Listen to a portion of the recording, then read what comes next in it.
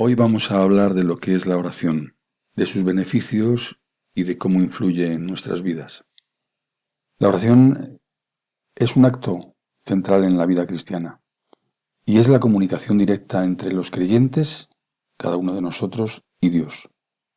Es un medio fundamental para expresar pensamientos, deseos, alabanzas, confesiones y súplicas a nuestro Creador y Padre Celestial. Esto no es solo una disciplina espiritual, sino también es un privilegio que nos permite profundizar en nuestra relación con el Señor. En su palabra encontramos fundamentos claros acerca de su propósito, la importancia y la forma correcta de orar. Comenzaré diciendo que la oración es una relación personal con Dios. La esencia de la oración es relacional. No se trata únicamente de presentar peticiones, sino de construir y fortalecer un vínculo personal con Dios. Jesús en su vida terrenal nos dio el ejemplo al apartarse para orar constantemente, como leemos en Lucas 5:16, que dice: «Pero él se apartaba a lugares desiertos y oraba». Este versículo nos da una pista muy clara acerca de cuál es el entorno perfecto para orar con el Padre. Es en la quietud y lejos de las distracciones donde podemos conectar más profundamente con Dios, escuchar su voz y abrir nuestro corazón a Él en intimidad. Por ello es importante seguir este ejemplo en esos momentos de soledad y quietud para fortalecer así nuestra relación con el Padre.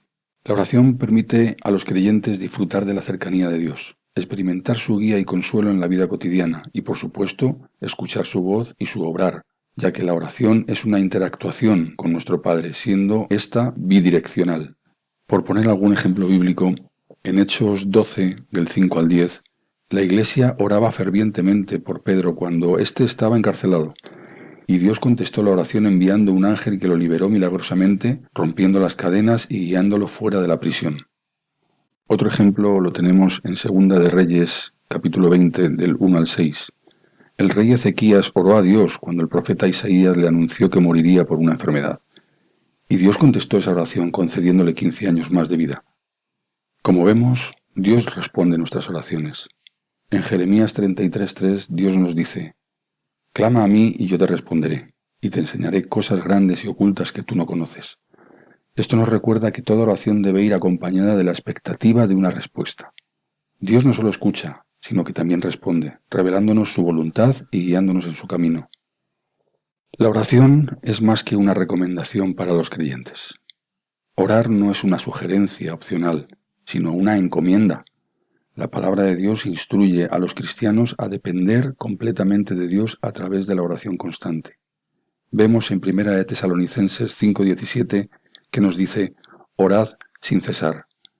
Y en Filipenses 4:6 se nos dice: «Por nada estéis afanosos, sino que sean conocidas vuestras peticiones delante de Dios en toda oración y ruego, con acción de gracias». Y es que, además, la oración forma parte de la armadura espiritual del cristiano. Es necesaria para enfrentar las embestidas del enemigo, porque recordemos que ese enemigo anda como león rugiente buscando a quien devorar, tal como nos dice 1 de Pedro 5:8. En ese sentido, Efesios 6:18 nos insta a estar orando en todo tiempo con toda oración y súplica en el Espíritu. Veamos la importancia y los propósitos de la oración.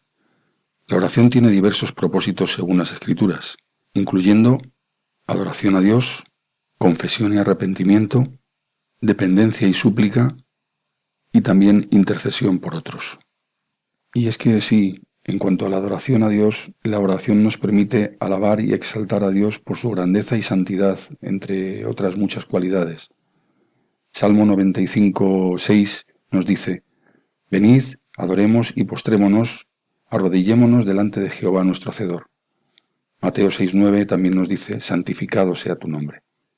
Respecto a la confesión y el arrepentimiento, a través de la oración, nosotros confesamos nuestros pecados y recibimos el perdón de Dios, si los confesamos con un arrepentimiento genuino. Primera de Juan 1:9 nos dice: «Si confesamos nuestros pecados, Él es fiel y justo para perdonar nuestros pecados y limpiarnos de toda maldad». Salmo 32:5 nos dice: «Mi pecado te declaré, y no encubrí mi iniquidad». Porque no hay nada que podamos esconder de Él, pues conoce hasta lo más profundo de nuestro corazón. Por eso debemos acercarnos con humildad y transparencia, confiando en su misericordia y su amor para perdonarnos y restaurarnos. En cuanto a la dependencia y la súplica, nosotros reconocemos nuestra necesidad de Dios y buscamos su provisión. Mateo 7:7 nos dice: Pedid y se os dará, buscad y hallaréis, llamad y se os abrirá. Y el Salmo 121:2 cita así: Mi socorro viene de Jehová, que hizo los cielos y la tierra. Y es que la verdadera oración nace de la dependencia de Dios. Cuando suplicamos, reconocemos que solo en Él encontramos fortaleza, dirección y respuesta. Y otro propósito de la oración es la intercesión por otros. La oración también es una herramienta poderosa para interceder en favor de los demás.